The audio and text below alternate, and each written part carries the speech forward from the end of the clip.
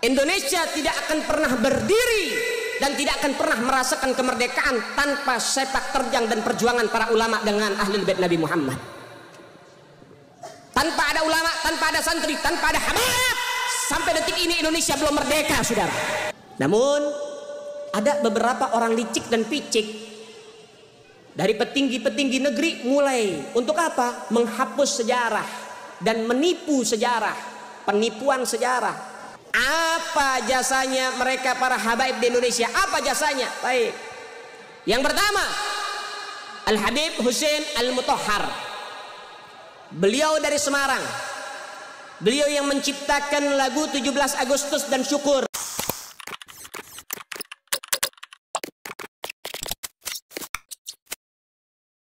Kan saya selalu mengatakan gini loh. Tahu enggak Anda bahwa Indonesia ini adalah satu-satunya negara di dunia yang merdeka karena mengusir penjajah. India itu merdeka tadi karena diberi hadiah oleh Inggris. Malaysia diberi hadiah oleh Inggris, merdeka.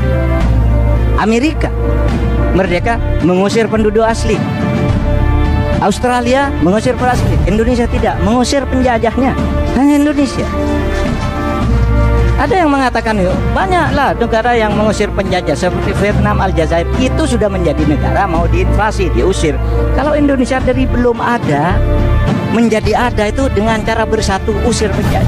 Bahkan dulu Indonesia pun sebenarnya mau diberi kemerdekaan itu dengan hadiah. Bung Karno, Bung Hatta, Rajiman sudah dipanggil ke Dalat. Oke, pemerintah Jepang sebagai penjajah akan memberi kemerdekaan kepadamu tanggal 24 Agustus. Bung Karno setuju, Bung Hatta setuju, Rajiman setuju. Oke, kita merdeka. Tapi pulang ke Indonesia dicegat oleh anak-anak muda seperti saudara Bung. Harus merdeka sekarang. Tidak bisa, kata Bung Karno. Saya sudah berjanji tanggal 24 akan ngambil kemerdekaan. Betul. Bung Hatta juga tidak mau. Lalu diberitahu, Bung, kalau tidak merdeka sekarang, Indonesia tidak akan pernah merdeka. Kenapa? Karena menurut konvensi Wina PBB pada waktu itu, konvensi Liga Bangsa-Bangsa, bekas suatu negara jajahan yang penjajahnya kalah perang harus mengembalikan negara jajahannya ke penjajah sebelumnya. Lah itu konvensi Wina. Itu sebabnya Belanda tahun 46 masuk nyerang ke sini. Itu atas izin PBB, karena menurut PBB ambil dia dulu. Tapi Syahrir dan kawan-kawan anak muda itu, Bung, merdeka sekarang. Tidak, kata Bung Karno. Kalau tidak merdeka kami culik. Diculik benar. Diculik. Gimana merdeka? Dibawa ke Rengas Dengklok. Disitulah Bung Karno tanggal 16 Agustus bersama Bung Hatta mengucapkan proklamasi kemerdekaan, menaikkan bendera merah putih, menyanyikan lagu Indonesia Raya. Ntar dulu, itu kan 16 Agustus tuh, 16 Agustus aja kan gembira dulu. Pulang, Bung Karno pulang sore, lalu saya tadi diculik karena dipaksa ya saya mengucapkan ke. Iya ya betul nih, ada ceritanya. Karena dipaksa saya oleh anak-anak muda ini, katanya. Ya saya terpaksa mengucapkan kemerdekaan, tapi katanya, kata Bung Karno, kemerdekaan yang saya ucapkan tadi itu tidak sah. Karena tidak ada yang dengarkan, cuma 7 orang anak-anak ini. Cuma anak-anak ini revolusioner. Kita harus merdeka, tidak usah nunggu 24 Agustus. Besok pagi kita ulangi proklamasi kemerdekaan. Itulah terjadinya kemerdekaan 17 Agustus. Merdeka sendiri, saudara, bukan hadiah seperti Malaysia tuh. Nih kamu merdeka, nih Brunei kamu merdeka, nih. Kita merdeka sendiri, usil penjajah. Ketika kita proklamasi, penjajah mendatang, kita lawan. Bersatu kita, bersatu mengusir penjajah, jadilah Indonesia merdeka. Wali Songo itu semuanya Habib. Padahal Habibnya baru datang sesudah Wali Songo meninggal. Gitu loh. Lalu ini turun Habib ini. Imam Bonjol coba. Dibilang itu Habib Sahabuddin. Itu dari mana? Saya kemudian tersinggung dari itu ketika peran ulama-ulama Indonesia dan para pejuang Indonesia itu diremehkan. Misalnya, cerita bahwa proklamasi kemerdekaan Mei 17 Agustus itu karena bisikan Habib tertentu kepada Bung Karno itu kan tidak pernah ada dalam cerita itu. Semua yang menulis selama ini, Bung Karno pulang dari Dalat dijanjikan kemerdekaan, lalu terjadi Sini tarik-menarik antara pejuang. Yang satu ingin merdeka secepatnya, yang satu menunda sesuai dengan persetujuan Jepang. Sampai Bung Karno diculik. Tanggal 16 itu diculik, nggak ketemu Habib. Diculik oleh pemuda itu, dibawa ke Rengas Dengklok. Pokoknya merdeka sekarang, kata Bung Karno ntar dulu. Gitu. Akhirnya sesudah itu malamnya rapat di rumah Laksamana Maeda.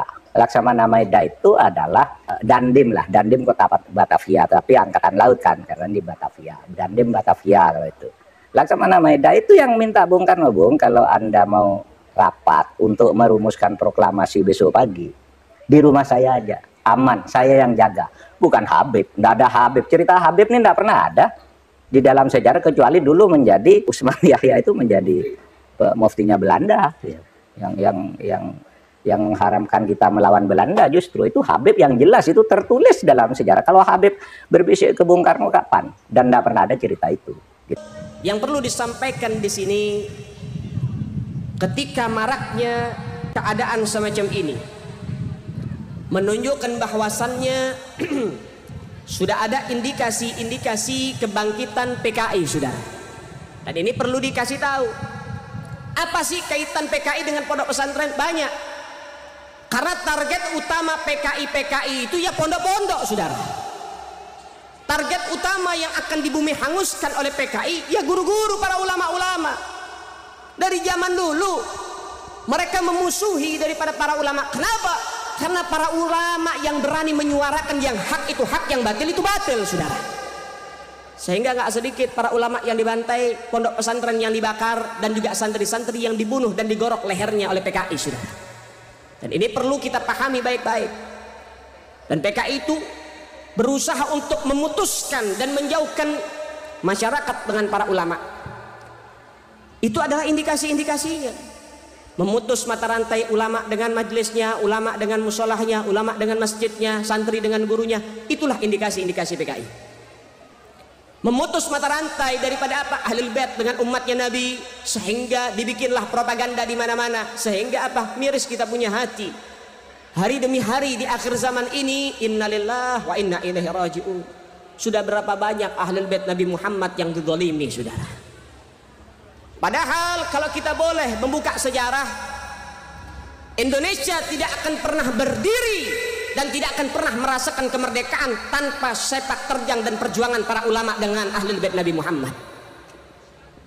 Tanpa ada ulama, tanpa ada santri, tanpa ada habaib, sampai detik ini Indonesia belum merdeka, saudara. Itu tidak bisa dipungkiri. Para habaib jasanya besar, para kiai jasanya besar, luar biasa. Lihat, kita tarik sejarah demi sejarah. Sedikit saja, tidak usah panjang-panjang masalah sejarah ini. Nanti kita akan bahas PKI. Ada namanya Imam Bonjol, saudara. Nah, ini menunjukkan bagaimana sepak terjang para ulama. Imam Bonjol itu namanya Muhammad Syahabuddin. Siapa sih Imam Bonjol? Imam Bonjol ternyata adalah salah satu kakek daripada Habib Rizik, saudara. Man fil ab fil abna, apa yang ada sama orang tua ada sama anak cucunya. Kalau bapaknya pejuang, anaknya juga pejuang, saudara. Bapaknya macan, anaknya macan, betul? Betul? Iya. Kalau bapak kakeknya pejuang, pasti anak-anaknya juga pejuang, saudara. Dan itu tidak bisa dinafikan. Namanya Muhammad Syahabuddin, darah daging Sayyiduna Muhammad. Yang kedua, di Ponorogo. Siapa di Ponorogo? Ternyata di Ponorogo adalah seorang ulama besar, namanya adalah Abdul Hamid. Beliau sosok daripada panglima perang, berusaha berupaya membentengi Indonesia dari penjajahan, saudara, sehingga digelari di Ponorogo. Apa itu di Ponorogo? Diambil dari dua suku kata. Yang pertama bahasa Arab, yang kedua dari bahasa Jawa. Dipo dari kalimat dafa yadfa'u, artinya apa? Menolak, membentengi, mengusir daripada apa? Daripada negaranya dijajah. Mengusir penjajah dari negara, menolak penjajah dari negara. Negoro dari bahasa Jawa yaitu negara, artinya apa? Membentengi negaranya dari penjajahan. Namanya adalah Abdul Hamid, seorang ulama besar. Makanya kalau kita lihat lukisannya di Ponorogo pakai imamah, Imam Bonjol pakai imamah. Ulama tidak bisa dipisahkan dari Indonesia. Pejuang-pejuang kita, masyarakat kita, mayoritas para pejuang adalah para ulama. Dan juga saudara, siapa lagi? ada namanya Kapiten Patimura. Kapiten Patimura ini adalah sosok kiai besar dari Maluku. Nama aslinya adalah Kiai Haji Ahmad Lusi. Memiliki pondok pesantren besar di Maluku, Indonesia bagian timur. Ketika sampai seruhan jihad kepada mereka, ternyata Kapiten Patimura nggak ngumpet di pondoknya, keluar sama santri-santrinya, keluar berjuang berjihad bersama santri-santrinya. Ini baru sosok kiai yang betul-betul cinta terhadap NKRI, saudara. Sampai-sampai Kapiten Patimura harus tewas di tiang gantungan, dibunuh oleh penjajah, saudara. Namun mendapatkan syahidnya. Namun ada beberapa orang licik dan picik dari petinggi-petinggi negeri mulai untuk apa? Menghapus sejarah dan menipu sejarah, penipuan sejarah. Sehingga di setiap buku-buku sekolah yang beredar di sekolah-sekolah umum, Kapiten Patimura namanya adalah Thomas Matulesi. Kalau nama Ahmad kira-kira agamanya apa? Agamanya apa? Agamanya apa? Baik, kalau misalnya namanya Thomas kira-kira agamanya apa? Permainan sejarah, penipuan, saudara. Padahal yang berjuang mayoritas adalah kiai, santri, dan orang-orang Islam. Ternyata mereka memiliki penipuan sejarah. Na'udzubillah. Anda harus tahu, santri harus tahu, ini sejarahnya. Beginilah para pejuang-pejuang kita, mereka para ulama kok. Pejuang-pejuang Indonesia para ulama, tapi kenapa saat ini malah apa? Ulama dimusuhi, ulama dibenci, ulama diteror, ulama diintimidasi, ulama didiskreditkan. Ada apa dengan negara ini? Jangan-jangan PKI sudah menyusup, saudara. Baik, yang berikutnya, siapa sih pahlawan-pahlawan nasional? Kiai Haji Mas Mansur, Kiai Haji Agus Salim. Kemudian di Bekasi ada Kiai Haji Nur Ali, yang mana Kiai Haji Nur Ali ini seorang ulama besar di Bekasi, punya pondok pesantren. Beliau memimpin pondok pesantren yang bernama At-Taqwa. Itu Kiai Haji Nur Ali, saudara. Kalau sudah berjuang, saudara, dia cabut goloknya, saudara. Dia nggak mundur dari perjuangan sampai tetes darah terakhir, saudara. Sempat-sempat beliau Kiai Haji Nur Ali di Bekasi, beliau jalan kaki dari Bekasi sampai Jogja untuk ketemu Jenderal Sudirman, menyusut daripada strategi perang, saudara. Ini ulama-ulama kita, aset Indonesia. Jenderal Sudirman, siapa backgroundnya, apa backgroundnya? Ternyata Jenderal Sudirman adalah ulama besar di Jogja. Setiap hari mengajar ngaji, baik anak kecil maupun orang dewasa, diajarkan fikih, hadis, tafsir, dan lain sebagainya. Backgroundnya adalah ulama dan menjadi jenderal terbesar, saudara, ada di Indonesia. Itu dari kalangan kiai, dan ini hanya sebagian, masih banyak lagi. Sekarang pertanyaannya, apa jasa Ahlul Bait Sayyiduna Muhammad? Apa jasanya mereka para habaib di Indonesia? Apa jasanya? Baik, yang pertama, Al-Habib Husain Al-Mutahhar. Beliau dari Semarang. Beliau yang menciptakan lagu 17 Agustus dan Syukur. Dan beliau adalah bapak pramuka yang menciptakan pramuka, Al-Habib Husain Al-Mutahhar. Dan Anda harus tahu, ketika rumah Soekarno dikepung, di situ ada Habib Husain Al-Mutahhar, dan Belanda mencari bendera merah putih yang sudah dibuat untuk dibakar dan dibumi hanguskan, saudara. Soekarno menyerahkan kepada Habib Husain, tolong Pak Husain jaga bendera ini baik-baik. Habib Husain mengatakan, saya jaga walaupun nyawa saya terancam, sehingga bisa berkibar ada di mana-mana, saudara. Yang kedua, yaitu daripada Al-Habib Ali bin Abdurrahman Al-Habsyi, atau yang dikenal dengan Al-Habib Ali Kuitang. Habib Ali Kuitang ini, Habib Ali Habsyi ini, beliau adalah guru Soekarno.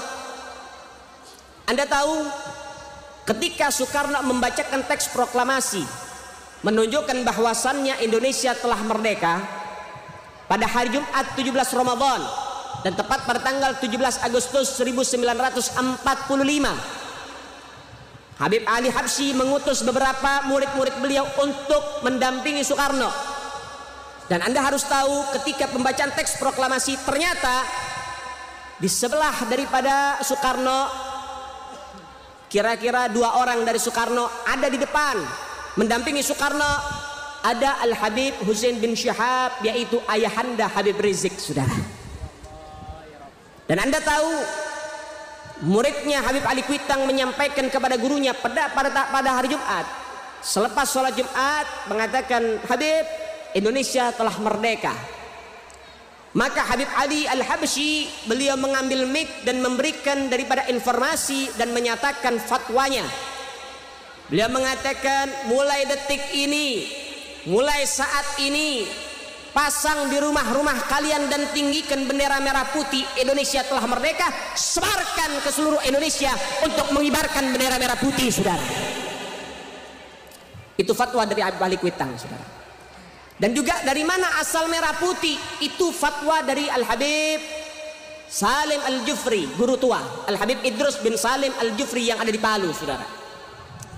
Kemudian siapa yang membakar semangat perjuangan masyarakat di kala itu? Al-Habib Salim bin Ahmad bin Jindan. Saya punya kakek, saudara. Beliau keluar masuk penjara dari zaman Belanda, dari zaman Jepang, bahkan diancam hukuman pancung. Tapi Habib Salim Jindan tidak mundur dari barisan perjuangan, saudara, sampai Indonesia mendapatkan kemerdekaannya, saudara.